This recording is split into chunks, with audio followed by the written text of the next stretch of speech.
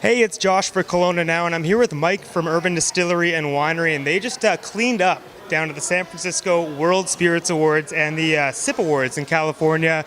First of all, congratulations. Thank you very much. We're just thrilled to get these awards this time. Yeah, well deserved, I've heard too, and thanks for joining us. Let's quickly start. Tell me a bit about the history of Urban Distillery and Winery.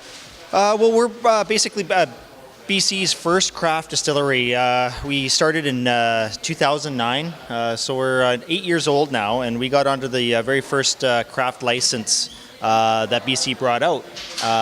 Under a BC license, everything we make is 100% BC, it's all natural, and we support all the farmers within the community from everything they produce. We use it, and then we give it back to them after we're done using it, so it kind of creates a full circle type thing with the farmers and us. So lots of great products in your guys' shelf. Most recently, or one of the most recent ones, was Paul's Tomb Gin, which you brought in last summer, and it's brought a lot of awards to you guys. Tell me how it's a little different than your first gin, the Spirit Bear Gin. Paul's Tomb Gin, that was actually my very first gin that I produced in this distillery. It wasn't really what I wanted to put out on the market right at the get-go. A gin is a very, very difficult spirit for a recipe to get down to what you want, and I found it too junipery. I was actually trying to bring out originally a spirit, a gin that people that don't really like gin like. So when the first gin came off, it was just too junipery for what I want to put out to market at the beginning. Paul's Tomb was sitting in our back in a container for 7 years before I bottled it, and it was the first gin, like I said, that came off the still. And last July is when I decided, you know what, I'm going to throw that into a new label and put it into a bottle, get it out on the shelf, and yeah, it's just taken off from there. Okay, yeah, I was going to say you kind of hit a home run with that one. Obviously won a couple awards down in California recently. Tell me about those awards and maybe the other awards you guys won as well.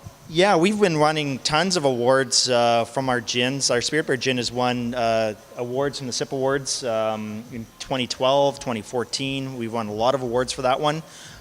We just entered the Paul's Tomb Gin into the San Francisco World Spirits Awards a month ago, or a month and a half ago, and we won silver, which is phenomenal. The San Francisco World Spirits Awards are the largest spirits awards in the world, and it's the most prestigious. It's like if you win in that award show, you got something phenomenal. Well, you got something good. A lot of people like to buy this gin, drink it in the summer, well, all year round.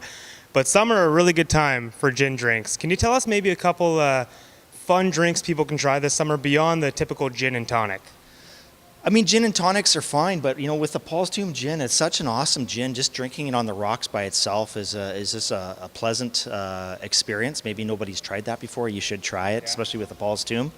It also won gold at the SIP Awards, which I forgot to mention, but it does well in a lot of different drinks. Anything with a sweet note, maybe a honey wine, which we also produce. We do a drink, it's a honey mead Paul's Tomb Sour. That one's quite nice. It's nice shaken up with cucumber, a little bit of soda water, a little bit of simple syrup, phenomenal beach drink. You can mix it up with a little bit of raspberry liqueur, give yourself like a raspberry sour as well. Yeah, there's a lot you can do with gins. You don't need to just drink it by gin and tonic. It's very versatile. A lot of stuff to try, and you can always try it on its own, like you said. What's next for Urban Distillery and Winery? You guys got a lot on the go, it sounds like. What do you think's in the next few months coming up? Well, we're waiting on bottles from Italy for our bourbon. We have the Urban Bourbon coming out hopefully this month. It's ready to bottle. We're just waiting for the bottles. We spent a lot of time designing the bottle and the label, and like I said, it's being made in Italy. So we're just waiting for it to come over on the ship, and it'll be in bottle as soon as we get it. Fantastic. And actually that reminds me, I want to ask you one more question then. Paul's Tomb, really cool bottle you got over there. Maybe you can grab one actually and kind of show the camera, and we'll get a close-up of it later, but it's a really cool bottle. And tell me what's on the inside.